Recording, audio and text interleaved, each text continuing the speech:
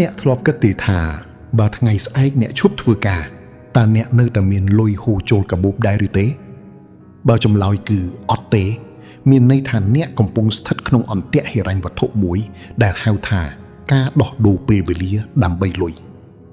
មហាសេដ្ឋីលំដាប់ពិភពលោក Warren Buffett ធ្លាប់បាននិយាយឃ្លាមួយដ៏ចាក់ដោតថា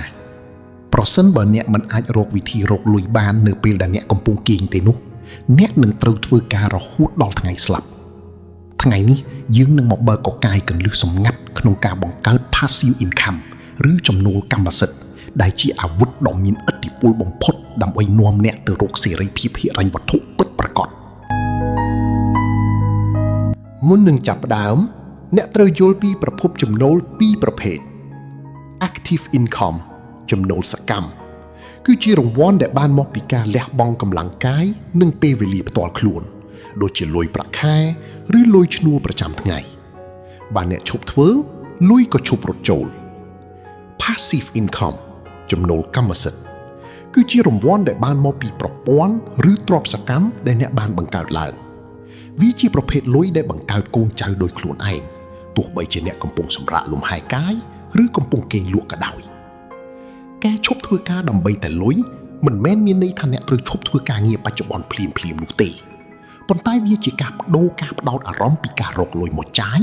ទៅជាការយកលុយនិងពេលវេលាទៅបង្កើតម៉ាស៊ីនបង្កើតលុយជំនួសវិញ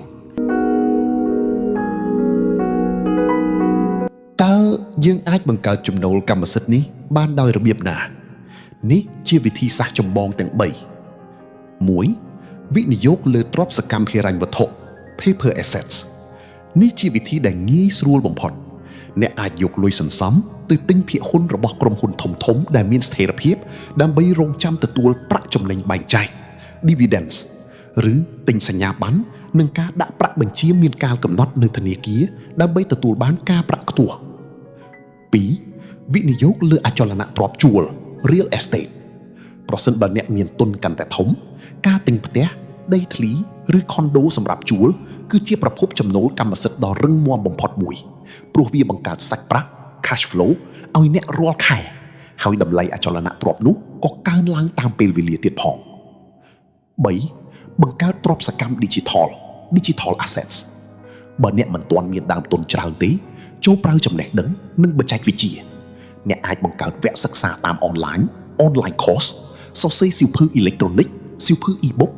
ឬបង្កើតមាតិកាវីដេអូនៅលើ YouTube និងសង្គមផ្សេងៗដែលអាចរកលុយបានពីការផ្សាយពាណិជ្ជកម្មជារៀងរាល់ថ្ងៃទោះបីជាវីដេអូនោះត្រូវបានថតតាំងពីឆ្នាំមុនក៏ដោយសូមចងចាំថាការបង្កើត passive income មិនមែនជារឿងរកលុយបានលឿនដោយមិនបាច់ធ្វើអ្វីសោះនោះឡើយវាទាមទារការលះបង់ពេលវេលាកម្លាំងចិត្ត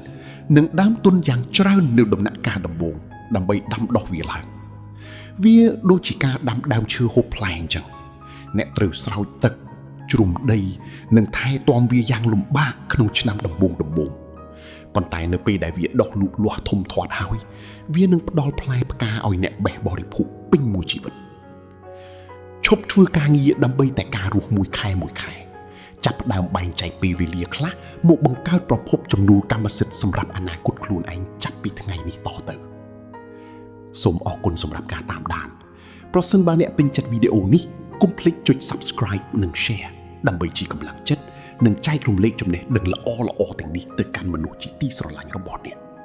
សូមជូនពរឲ្យអ្នកទទួលបានសេរីភាពហិរញ្ញវត្ថុពិតប្រាកដ